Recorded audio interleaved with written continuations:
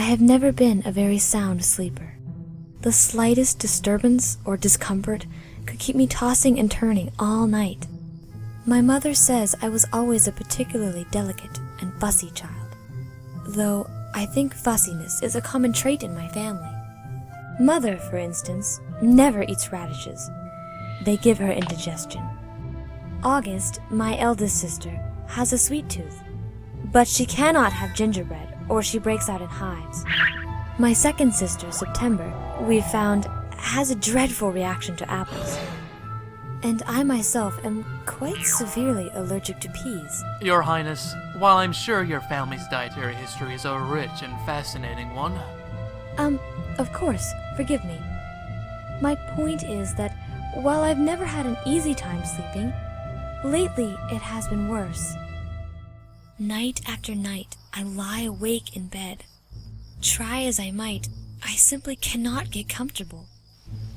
Every pillow feels like a rock, and the sheets feel like tangling vines.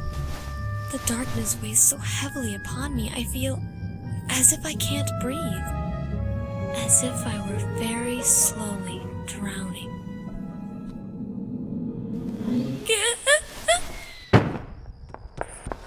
Why, Princess November! Whatever's the matter? The bed is still too hard.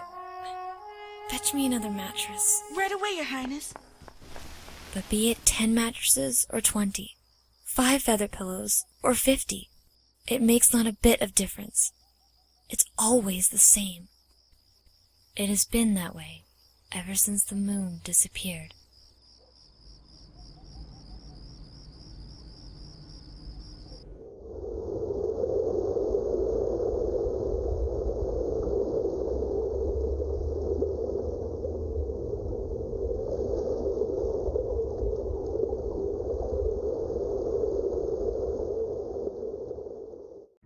I see. Well, things certainly have been difficult for a great many people this past, what has it been? A year or so? You don't need to sound so condescending. I realize that the peasantry are hardest hit, without the moon to keep creatures of darkness at bay. I was only stating fact, milady. I meant no offense. No, I know. I do apologize. I've been a bit on edge. Perfectly understandable, Your Highness. Please, continue with your tale. Well, no doctor in the land could find a cure for my sleeplessness. So then my father decided that the best cure would be immediate marriage. Ah, a royal wedding. And who was the lucky groom to be? Some neighboring noble's son? No. Actually, he was a peasant boy. Though he was reputed to be something of a village idiot, somehow or other he managed to drive all the demons and imps out of a local haunted castle. He also liberated the considerable wealth and treasures hidden within. As a reward, my father, in one of his characteristically grand gestures, decided to give one of his 3 daughters hand in marriage. And for whatever reason, the boy chose me. Are you alright, sir? Just something caught in my throat is all. Do go on, Your Highness. The entire palace was in a frenzy to prepare for the wedding, which was set for the very next day. I always knew I would have to be married off eventually, though I never suspected it would be before either of my sisters, and to a commoner yet. I also knew that being married would not cure my affliction, nor would the cure be found at home. That much I realized. So that night, I ran away.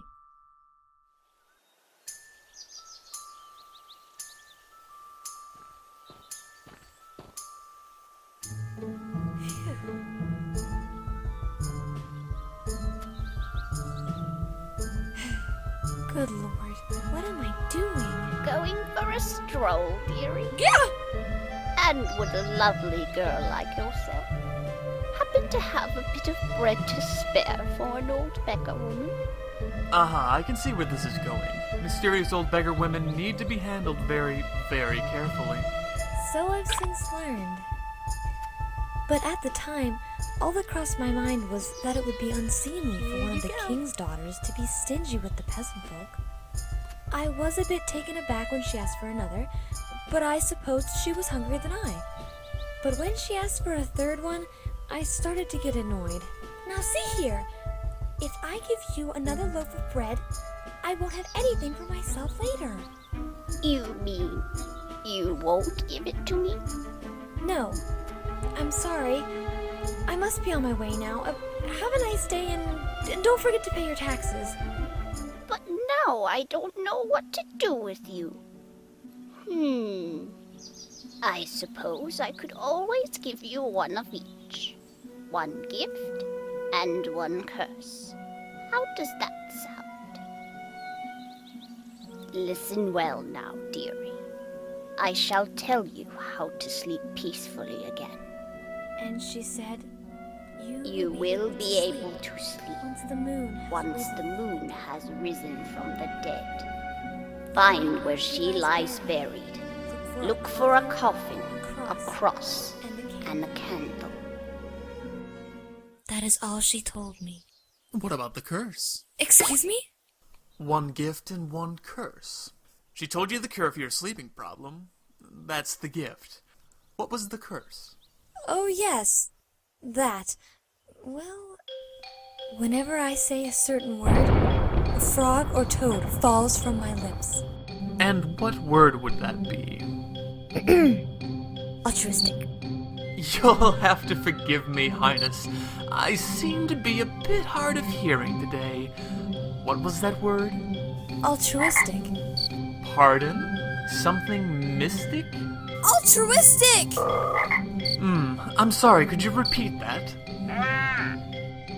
You're having fun with me, aren't you? I'd never even dream of it, Your Highness. What was that word again? Sir, I wish you would take these matters more seriously, especially since I came all this way specifically to ask for your help. Oh, interesting. May I ask how you heard of me? Well, back at home, we often hear news from other kingdoms. Some time ago, there was word that a certain marquis had not only wedded King Durand's daughter, but would eventually rule as Durand's official successor. Rumor had it that this marquis gained the king's favor through the intercession of another, the marquis's trusted advisor. This advisor was purported to be the cleverest man within 20 kingdoms. Clever enough, I'd hoped, to be able to help me find the missing moon. You flatter me, Your Highness. I fear the reality must be disappointing for you. Then, you aren't the cleverest man in 20 kingdoms? Well, as you've surely noticed, I'm no man. Oh, yes. Well, I wasn't going to mention it. And I'm not sure what possible help I could be, since you're obviously more than capable on your own. Come again? No need for such modesty, Your Highness. When you first arrived, you mentioned that you reached here by means of the woods. Of course. It's the quickest route. It certainly is. But it still takes an experienced woodsman no less than 2 days and nights to make the journey between here and King January's realm. To think that a young girl out in the world for the first time was able to make the same journey. That a young lady brought up in refined surroundings should be able to survive 2 days and 2 nights in the woods, alone and unattended. Well, I find it nothing short of remarkable. Why, it's almost unbelievable. I suppose I was rather lucky. I managed not to run into any night terrors or wild beasts. No easy feat. The forest has been infested with wolves and other unsavory creatures since long before the night terrors. There's even a witch who lives there, supposedly. A witch? Or so I've heard, at least. Some say that the animals of the forest run from her, and that she eats human flesh. Or was it blood? It's so hard to keep such stories straight. Oh. It sounds like a story made up to frighten children. Could be. Except that children are not the only ones frightened. There are hunters and woodsmen who swear they've seen her in the woods. Back in our old village, they used to have a name for her. Red Ribbon? Red hat? Something like that. Knock, knock. Are you about done in here, Perrault? Not quite, no. What is it you need, Master? Well, it's just that they're asking me another question about something. Began with the P. Policy, that's it! For the love of God, Pierre! Can't you handle anything on your own? That was a rhetorical question. Get back out there and stall. I'll be right with you. Rhetoric? Just go! Alright, going! You'll forgive me for saying so, sir, but your, master doesn't seem much like, the typical sort of marquis. He had an extremely loose upbringing. Also, he fell on his head as a child. Very sad. Please excuse me, Your Highness. I shall only be a moment.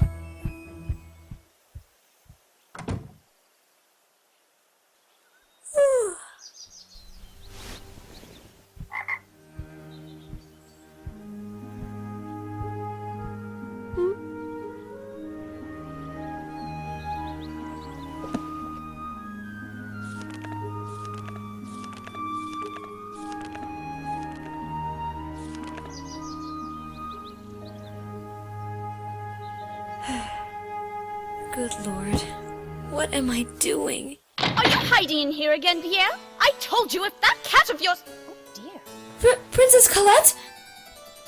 It's nice to see you again. Congratulations on your marriage to the Marquis. Oh, my. Have we met before? You do look slightly familiar. Just once. 4 years ago, at Prince Ricardo's ball. No. I would have remembered meeting commoners at Prince Ricardo's. I'm not a commoner. My father is King January. You don't say! Well, I certainly hope he pays your family proper compensation. I'm not a bastard. My mother is the queen. I'm a princess. A princess? Oh, well, that's the spirit, dear. I'm sure you'll make your poor mother very proud. By the by, you have something stuck to your skirt down there. Eh? Oh, you're right. There it is. It's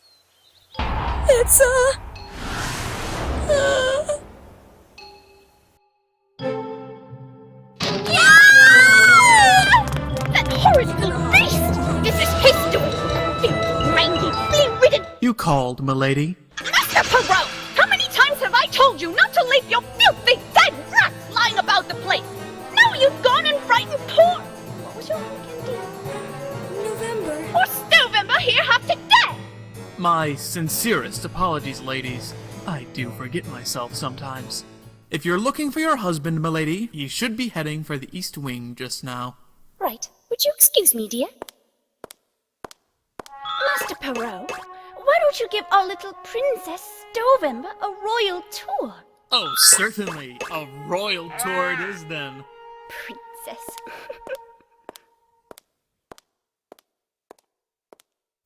Ugh.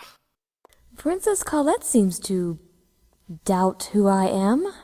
I wouldn't take offense, Your Highness. Colette doesn't know royalty from riffraff any better than she knows a rat from a mouse. That's a mouse, or I'm a tiger. At any rate, would you like that tour now? It's the least I can do, after turning down your heartfelt request. Wait.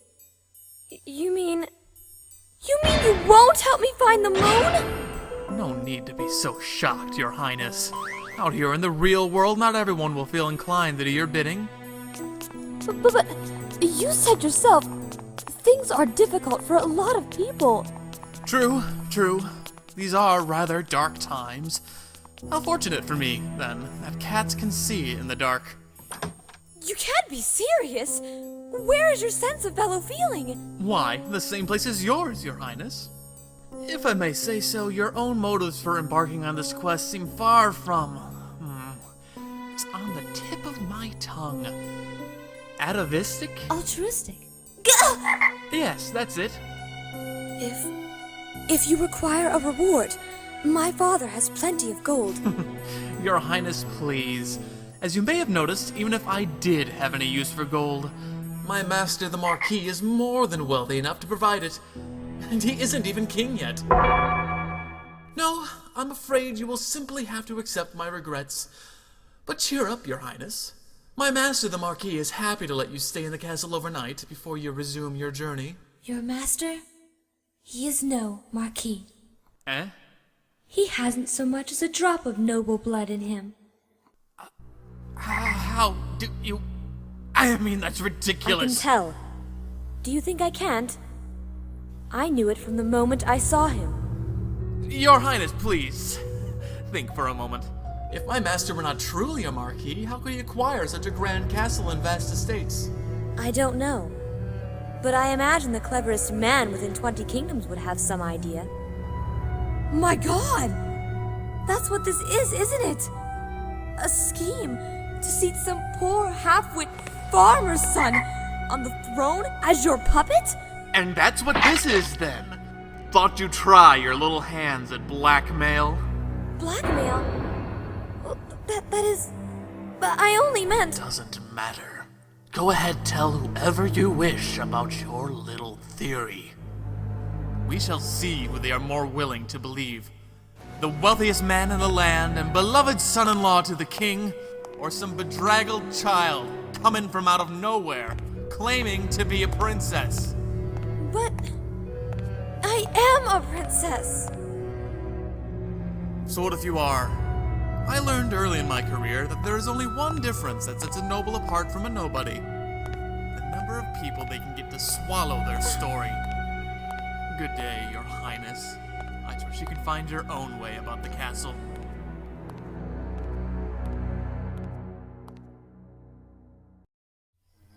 On nights like this, when I'm so tired, I feel as if I should be able to sleep for 100 years. I remember something that I heard long ago. The moon's task was to bear her lantern across the sky, night after night, only taking her natural rest once every month. And I wonder if, one such night, the moon lay down to rest and simply decided that it wasn't worth it to get up again.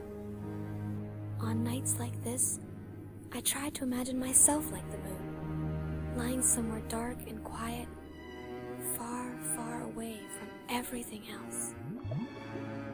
Just sleeping, not hearing the seasons as they pass by, sleeping like the dead. It never helps. This pillow is too high.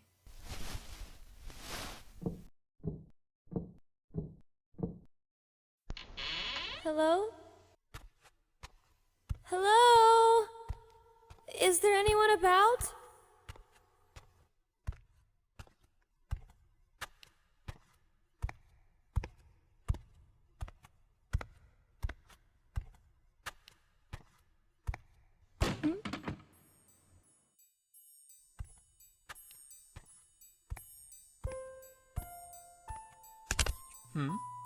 Princess November? Good evening. I see that the extra mattresses were not enough to suit your needs? No. They weren't. Well, I'm afraid the servants have all retired for the night. But I could rouse someone for you if there's anything you require. Why do you do that? Do what, Your Highness? Why do you keep this pretense of politeness? You don't even believe I'm a real princess. I never said that I didn't believe it. Only that it made little difference if you were. But if it makes you feel any better, Your Highness, I apologize for my rudeness earlier. I apologize as well. The Marquis' circumstances, or yours, aren't any of my business. You're obviously very capable. For all I know, you and he would do a fine job of ruling this kingdom. It wasn't like that, you know. All this, obtaining this castle, introducing Pierre to King Durand, it was a challenge. I didn't do it because I wanted any kind of kingly power. I did it because I already had power. Well, I mean, you've met Pierre. He lacks the wit and good sense God bestowed upon the common pudding. After his father died, I was all he had to his name. Left to his own devices, he would have starved to death within a fortnight. Once I was done with him, he was the most well-off man in the entire kingdom. That's power. Now, thanks to me, he can live happily ever after. And I can grow old and fat and have my pick of sunny spots to lie in. And all the mice you can eat. Eat? Gah. There was a time when all I had to eat 3 meals a day were mice and rats. I'm glad those days are behind me. But you still catch mice, I see. Of course. For sport. Hunting is in the blood, after all. Given the opportunity, even the most pampered and well-fed Earthside cat will chase after mice. Really? Even one who's old and fat and has his pick of sunny spots to lie in? It just seems to me that if it's sport you're looking for, there must be better things to hunt than mice. Huh. You're leaving? What? Where are you? How long? Just until Princess November finds what it is she's looking for. Or until the search becomes too boring. You can't go! As your master, I forbid it!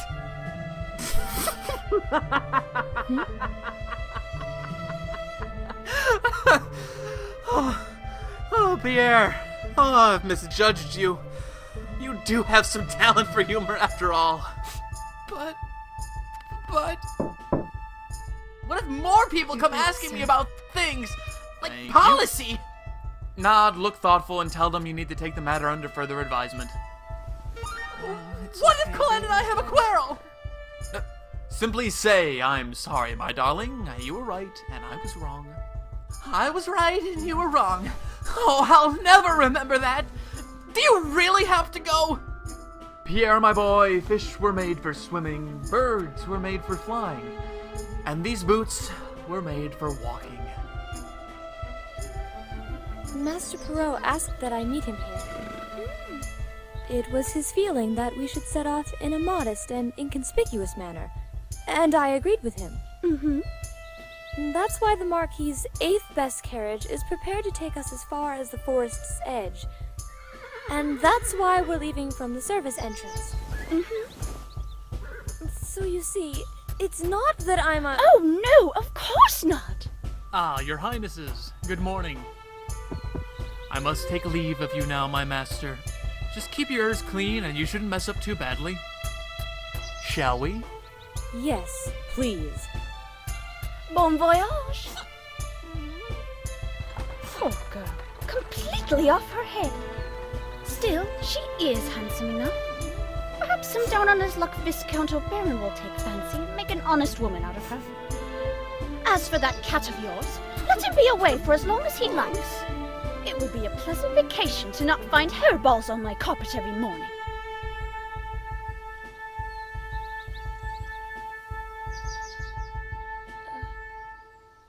You could always turn around and go home. No, I couldn't. Perhaps you should. The forest is a dangerous place. There are things waiting to eat you up at every turn. You don't sound very confident. Oh, I'm confident I can get myself out of most scrapes. However, I'm not certain I can make the same claim for you, Your Highness.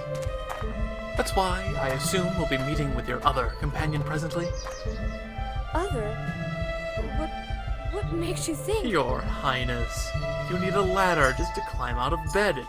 I'd sooner believe that the world is round than that you survived 2 nights in these woods through your own abilities. So, who was it then? Some gallant local huntsman, maybe? Don't worry. Your fiancé need never know. It wasn't anything like that.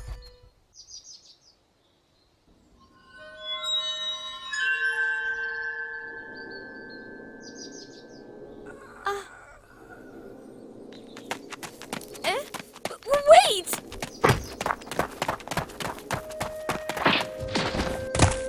What's the rush? Remembered an urgent appointment in town. Red! Please! This is Master Perrault! He's a friend! Ha! Fine friend to turn tail when something scary shows up. It's merely that you startled me. Mademoiselle Redcap, I presume? I can give you my assurance that it won't happen again. Oh, it speaks so well. Such a clever little beast. I hate clever beasts.